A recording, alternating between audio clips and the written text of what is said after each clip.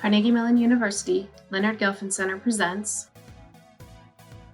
Computer Hardware, a series where we'll be talking about how different computer hardware components work and taking apart two older laptops as well. This Apple MacBook is the first. Ooh. And the second is this Toshiba satellite. Ooh.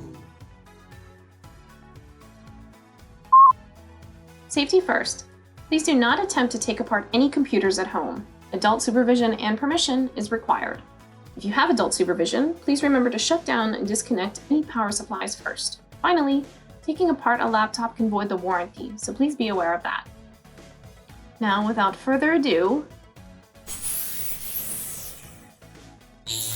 batteries. Older MacBooks actually had an eject tab on them, which made it easy to access the battery and the hard drive. Now that the cover is loose, I can take it off and place it to the side.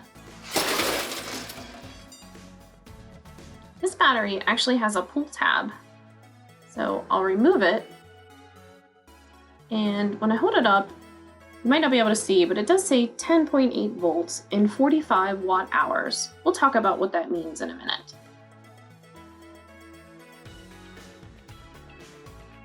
Now, let's check out the second one, the Toshiba.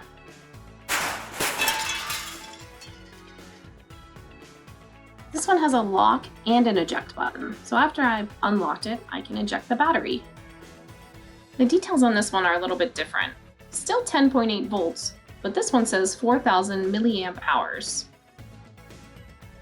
Laptop batteries are rechargeable, and most laptop batteries come in either 10.8, 11.1, 14.4, or 14.8 volts. But what does that mean? We need a basis for comparison, and in this case, it's going to be something familiar to us. Like these AA batteries. They're not rechargeable, but they are 1.5 volts each. So if I do some simple math, I won't need 7, I won't need 8, but if it were possible to erase part of one battery, I would then have 7.2 AA batteries, which would get me to 10.8 volts. But what exactly is a volt?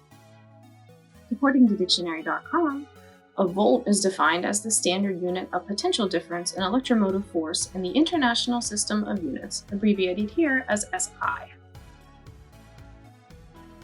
And what that means is that it's a measure of how much potential electricity is in something. For more information on voltage, resistance, and more, check out the links below. I pulled the technical info for both of these batteries so that I could better compare them. Both are 10.8 volts. The Apple battery is rated at 45 watt hours, which helped me compute the almost 4,200 milliamp hour rating.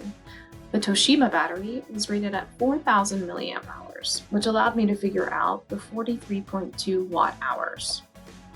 Milliamp hours doesn't take into consideration voltage though, which is why watt hours gives us a more accurate picture of battery performance. Not all batteries, however, are created equal.